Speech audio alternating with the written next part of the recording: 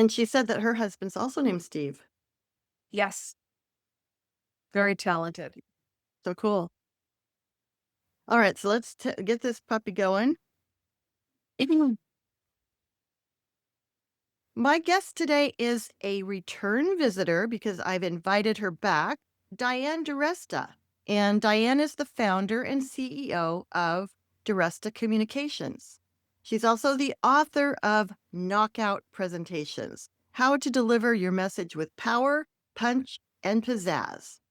Diane helps business leaders deliver high stakes presentations, whether one on one, on stage, or virtually. Diane, welcome back to the podcast. Thank you. Great to be back, Kay. We've had some discussions recently about AI because when we first talked, AI was just coming onto the scene. And now, of course, it's exploded into all our lives for better or worse. And I thought of you and wanted to have you back because the one thing that AI cannot do is to be human. And that's one of your passions. And what you teach people to do is to separate themselves, right? By being real and Mhm. being human and expressing themselves, you know, really well. So why don't you just give us a little, how are you feeling about AI in this world and how it's affecting us? I love AI. I use it all the time. It is a great tool. The mistake people make is delegating the thinking and authority and the creativity to the tool instead of being themselves. So, the perfect world is to be human and then use AI to support what you want to do. So, for example, I don't like dealing with a blank paper and I'll stare for hours. So I put questions out to AI and it'll come up with an outline or some bullet points or some ideas. What I love to use it for are titles. And in that way, I'm not being untrue to myself because it's not me, it's the title. So here's my article. Come up with a scintillating title and it'll be great. But when you delegate too much authority or too much work to AI, that's how you can lose your humanity. Right, and we talked about, oh, just LinkedIn or whatever platform, how AI comments are coming in and they're using, you said particularly, you had an example of where they use language that you would never use. And so I I had a tool for AI. I liked it in the beginning, but then I thought, this is stiff. It's really not me. And I could tell they use words like truly. And that was a trigger whenever I saw that in a comment. Oh, that's AI generated. So now I write my own. I really do. I think that's where a lot of us are going back to. I do still use it for a framework, but Mhm. I've done some experiments with AI too. I will write a story and then without giving it to AI, saying, you write this story. And when I compare the two, they're so different. And I think I used chat this first time I did this, and chat said, I'm not a person. I can't write like that. I don't have anything to Exactly. go off of, any experience. There's no experience. They're scraping information. So as long as you're taking data and facts and c- pre-created stories from someone else or some other place, it's great for that. But it's not human. And I use it as an editor because it writes well in that regard. So I might write an article and I might say, rewrite this and make it or optimize it for AEO and SEO and GEO. And so a lot of times it ends up being bulleted, but Mhm. that's important to know because I want the article to be seen. But Right. yeah, they can't, it's not your voice. They're not ghostwriters. I like the way that you're integrating this, really, that AI, of course, is a tool. I can't imagine a business not using AI right now because the power of that. But as you said, they're scraping the information that's already out there. Mhm. And maybe it can use it statistically to predict, but not to predict human behavior. You were talking about the clues that you can read from a person when they're presenting. Absolutely. Why don't you talk about a few of those signals that AI could never get? I have an AI tool that I use now in my virtual coaching. So it allows me to work with anyone, anywhere in the world. I can record you on the screen, show it back in real time, and then it will give you a transcript and analytics. So, how many ums did you say? Or what were the filler words? What were the weak words? What percentage was too verbose? How fast or slow did you speak? What was the proportion between speaking and listening? So it's great. And people love it because they get my coaching that comes from wisdom and experience, but they also get the numbers. What I can do that AI doesn't do is, first of all, it's not always 100% right. And when I see that, I call it out and I'll say, Okay, "A- sorry. I missed that. You said it's not always 100% right? correct. Okay. Yes. It always Yeah. says whenever you use AI can make mistakes. So here, Yeah. use it. Well, because it's formulaic. So it'll say, consider using the rule of three. And I told my client, that's exactly what we did. You just did that. So it doesn't really tune into what was done. It talks about here's what you should do. The other thing is, I can look at something and make judgments and I can connect the dots. It doesn't do that. I can be a cheerleader. It doesn't do that. And maybe it'll say good job, but is that the same as a coach? Say, been working for several weeks. I see a big change. When you said this, that really impacted me. Keep doing that. Or that didn't really resonate. Let's find another way to say that. You don't get that with AI. So it has its limitations, but it also has its advantages. I like the idea though of combining the two because yes, it's giving you some information. Interesting though, you said the rule of three, which is very common in writing and comedy, and you said AI didn't even pick up on that. Well, it was telling them to do that, and they had. They already So, had, yeah. yeah, so I looked and I said, "That's exactly what we've been working on." And when you were talking, he said A, B, and C. That's rule of 3. So, sometimes it's formulaic. It'll tell you to do something, and you may have already done it, but maybe they didn't pick it up in that way. So, that's why you also need a coach to connect the dots. But for that human interaction, because people sometimes say, "Can I teach myself?" Yeah, you could. You can read my book, Knockout Presentations. You can use the AI tool and coach yourself or videotape yourself and watch it on YouTube, but you're not getting the feedback. Yes, you're getting data analytics, but it's not the same thing as human feedback. Again, the excitement, the energy, the cheerleading, the intuition, the recommendations, and how to turn a phrase. Or so AI will say, maybe it was choppy, you need transitions. I'll say, let's look at your transitions. Here's how you could have said that. Let's look at each of these. So it doesn't do that, but it does have good value. It does. It's funny when you say cheerleader because I swear, and this is universal. You put into AI thinks you are the most brilliant person on the planet. Oh my gosh. Nobody thinks like that, Kay. That's so unique and brilliant. And it fits right with the Uncopyable philosophy. But I like to remind myself when we say AI all the time what the A stands for. And it's artificial. Exactly. It's ironic that, especially since COVID, people are feeling so isolated. Social media has Hmm. been a big part of this. So, everything that I read, and I feel this myself, craving personal connection. And Absolutely. so, this is the opposite. It's obviously the opposite. And, our whole brand is uncopyable. And Right. AI is copyable. If two people Yes. put the same input into AI, they'll get the same results. You, however, Diane DiResta, with all your stories and your experience and your beliefs and values and all the things that go into who you are, that is your advantage. And Absolutely. And also, when you mentioned connection, I went to a 1 day networking meeting and it was a one off. I wasn't going to go every month, but we went around the room and they said, "Why are you here?"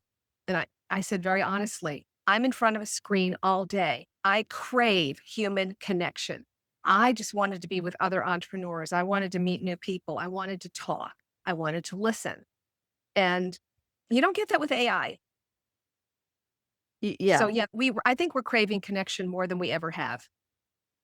yes, I agree, and that's a topic that actually really does relate to the core of your business, which is communication, and I do want to talk about some specifics about how we can come across in a way that separates ourselves. One thing that comes to mind, and you and I have talked about in the past, but think about an AI generated video. I don't know if it's an agent or a clone, I think is what they call it. And it's so perfect. But I don't like watching those. I don't want to watch somebody who's been programmed to say certain things. So, People agree with you, and I agree with you too. In fact, you're reminding me of a story. When I was first starting out, I was auditioning for a company. They were an outplacement company. They wanted us to do their programs. And I was very confident about my platform skills. So I got up and I said, so number one, number two, and I couldn't remember number three. And so there was this very long pause. And then at the last minute, I recalled it and I sat down. After I sat down, one of the auditioners, there were a number of us there, came up to me and said, I was glad that happened. And I thought, that's not very nice. And she said, because otherwise you would have been too perfect. And that was such a learning lesson for me, Kay.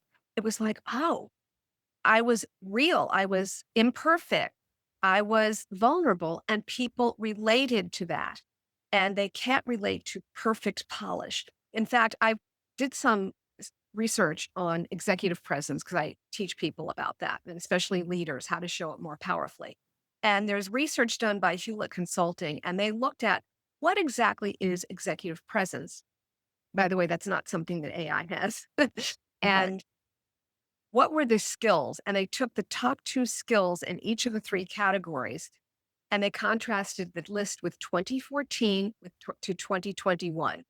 When it came to appearance, the number two trait in 2024 was being physically attractive. In 2021, it was being authentic. Interesting. That's huge. That's a big difference. In the other categories, the top two remain the same, but that one changed. And so I asked myself, well, why is that? And I think it's because we have so much technology, too many remote situations, we're not connected, and people want to be with people. They want to know that they can trust you. And I often tell clients and audiences that every audience is thinking three things, even if it's subliminal. Who are you? Who are you as a person? Do I like you? Do I trust you?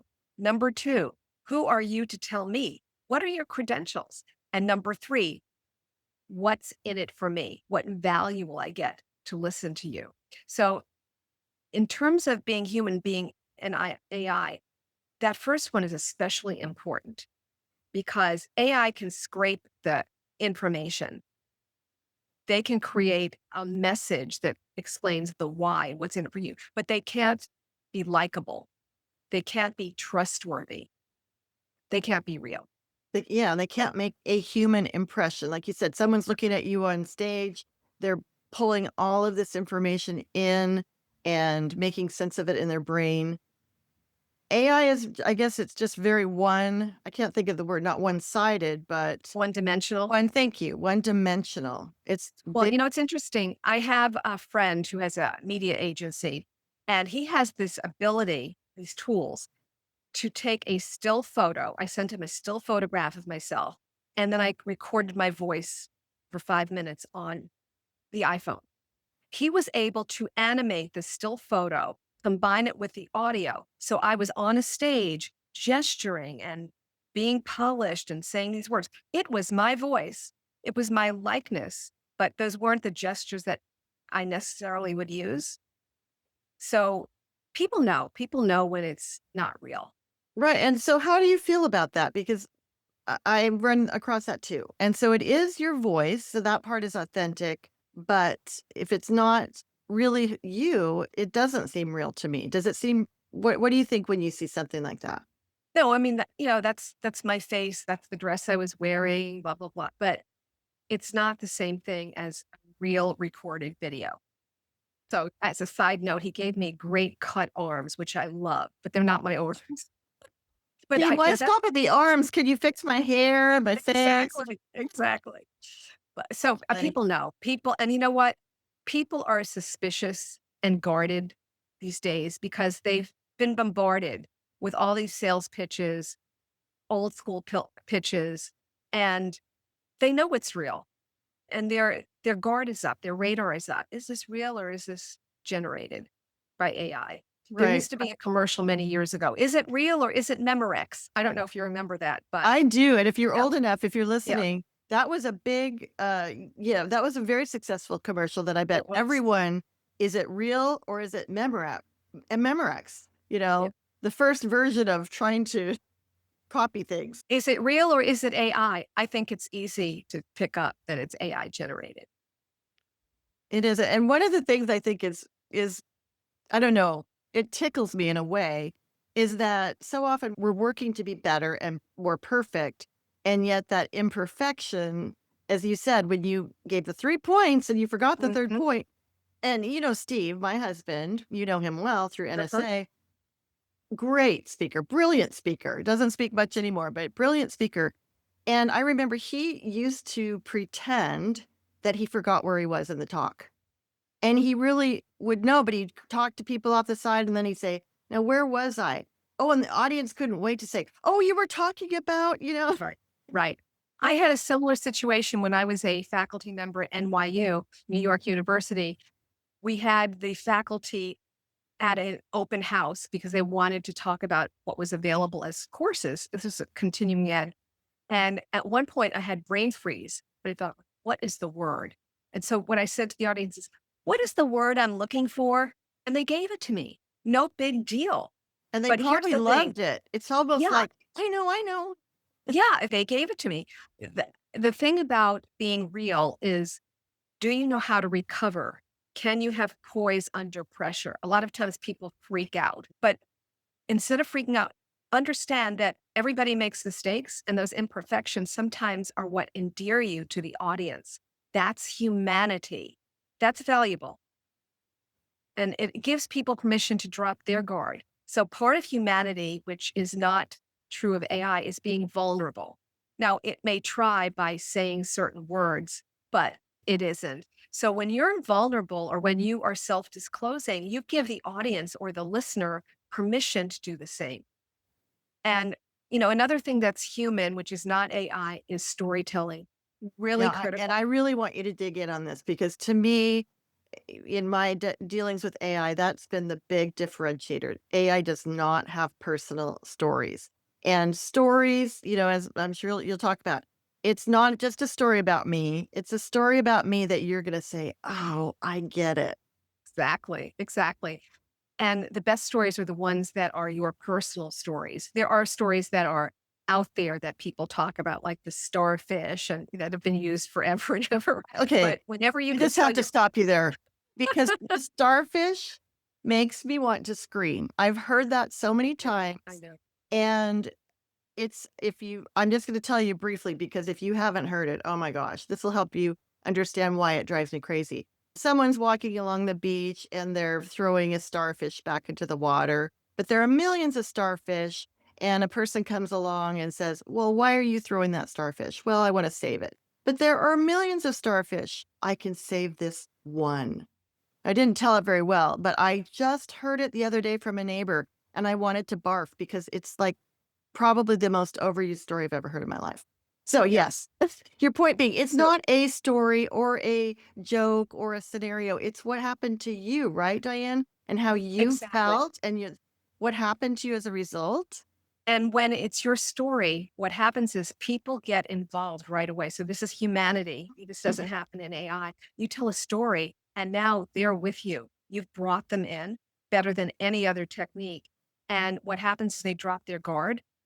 So it's often good to start with a story. And because when people come into a meeting, they're a little bit guarded. Who is she? What is this all about? But as soon as you start with a story, they get involved right away, just like a child. Whenever we hear once upon a time, we're there. And the other thing it does is it helps them to see themselves. Not only does it teach a lesson sometimes, but they see themselves in that story. And it's a safe way to go there by experiencing someone else's humanity.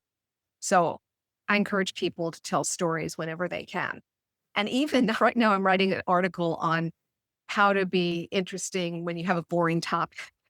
And that's one of the tools.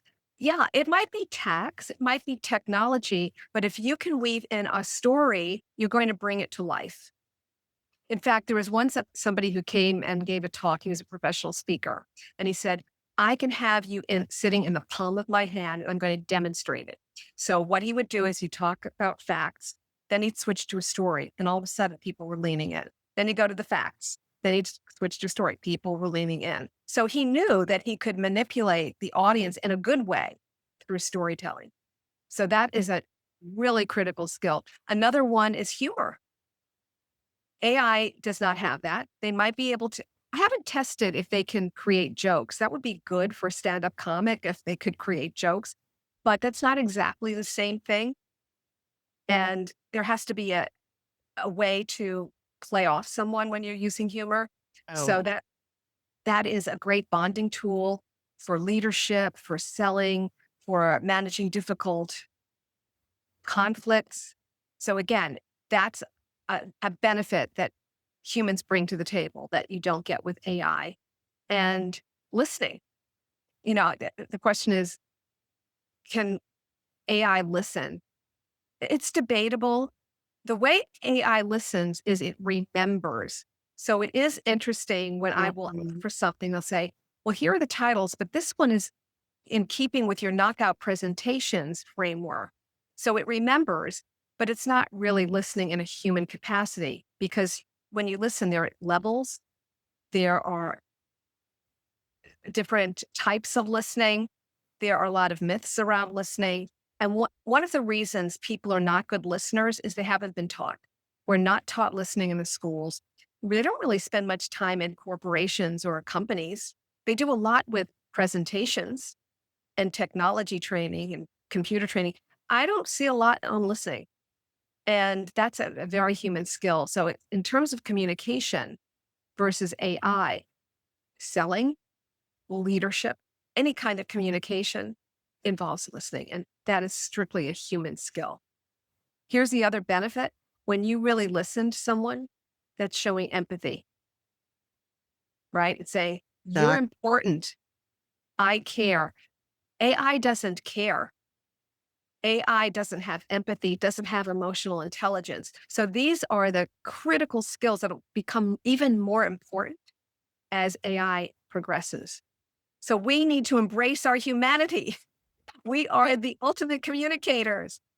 that's funny because when you say listening, I have gotten things off my chest big time with AI. And is it listening? No, it's taking the input, it's doing calculations. I I love humor. I love humor. I love to make people laugh. So it will kind of spit little things back to me. Oh, that's very K and here's a way. But it's all calculations. One thing that I want to point out that I know you just I don't he didn't hear you mention specifically, but I know you know this, is that the stories are not making you look perfect.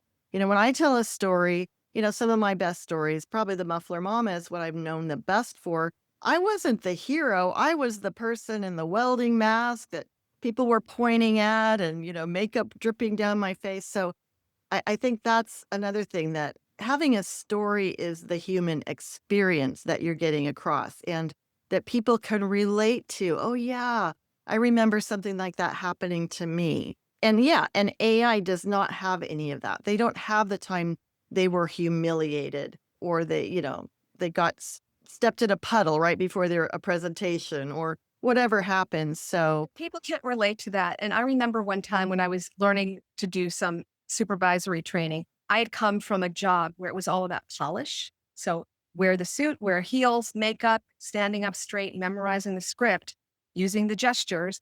And my supervisor said, they can't do that. They're sitting down.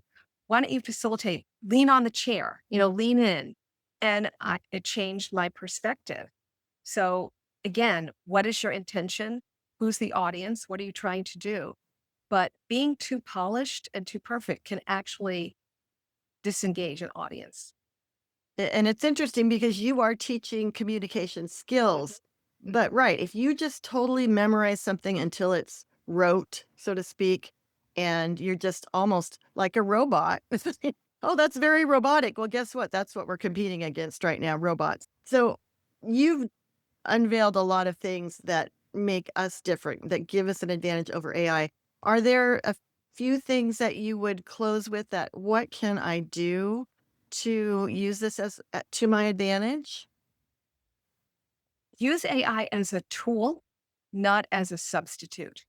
You have more power than you realize if you tap into your humanity and you leverage it.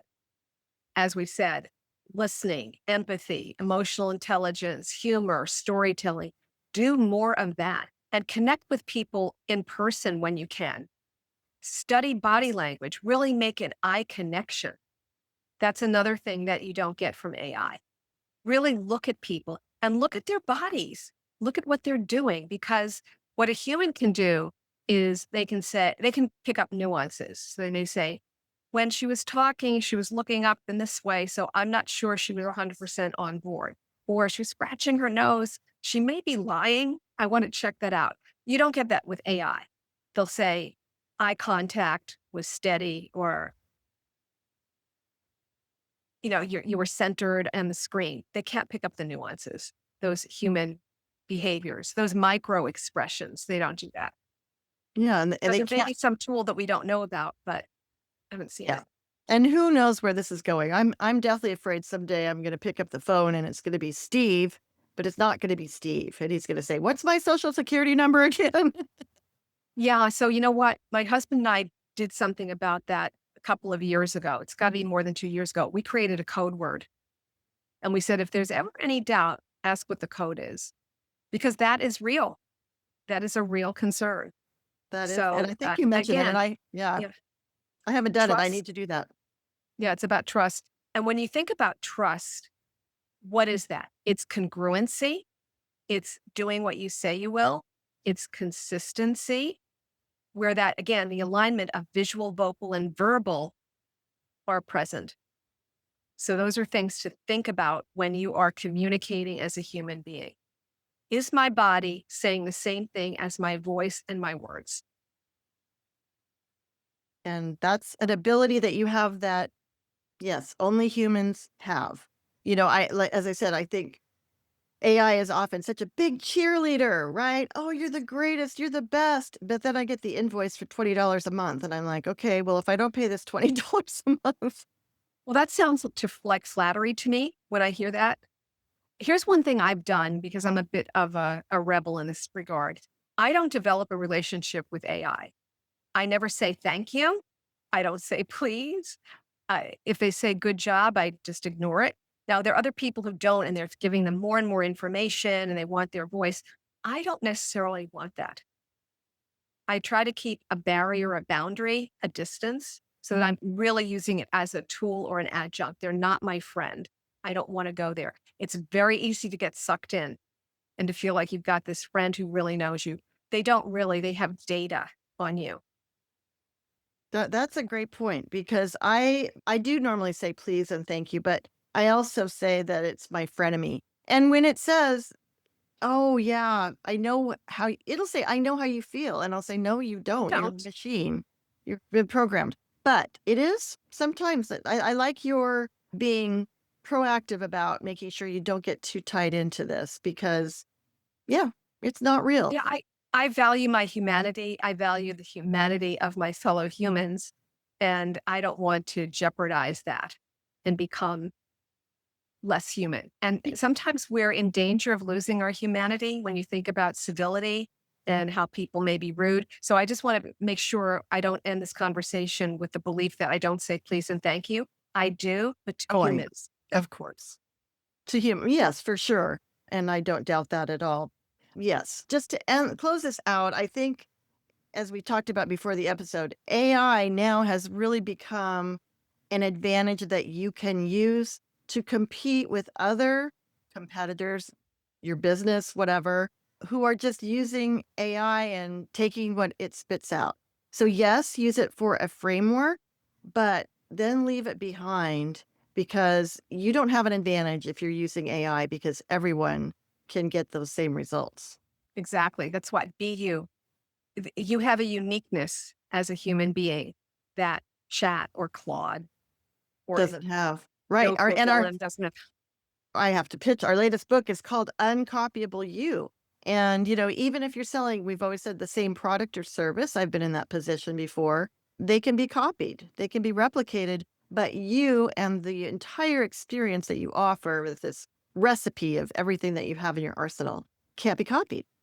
But That's the relationship. The differentiator is the relationship that you build, which is completely human. So I would encourage people use AI as a tool. It'll give you the data you need on the prospect or client. It will help you with a framework. It might help you create a scintillating email, a pitch with your help and tweaking. But then build that relationship and put in the time. And then when you're consistent, when you do what you say you will do, when you're congruent, your body, your voice, and your words are all saying the same thing, you will create trust. And I do think trust is an important currency today. more than ever, for sure. I And then wanted it's uncopyable. an uncopyable, right? And of course, that is, how can you have trust with AI? You cannot have trust with AI. Trust is definitely, to me, a human thing. So I want to just remind you listening that we did do another episode. It's episode 53, and we covered some great stuff that still really applies. I'm just going to run through a few of the things that we covered in episode 53. Everyone is a public speaker, so no matter who you are listening, you can benefit from this. Confidence is a skill. I love that. That's definitely worth going back to learn more about. Communication isn't just verbal, just the way I said that, my tonality. It's not just what you say, it's how you say it, how you're presenting it, your body language. If you're watching this on YouTube, you can see my great body language here. And just small tweaks Diane gave us in episode 53 can really impact your communication effectiveness, including better eye contact, strategic pauses. See what I did there? Very good. Language, posture, etc. So go back to episode 53 because it's more valuable than ever. And Diane, thank you so much for helping me look at all of this, showing us through your eyes as an expert on how to really raise your communication game or be the best communicator you can in the world of AI. Thank you. Thanks for having me, Kay. Appreciate you being on the show, Diane. Well, I kind of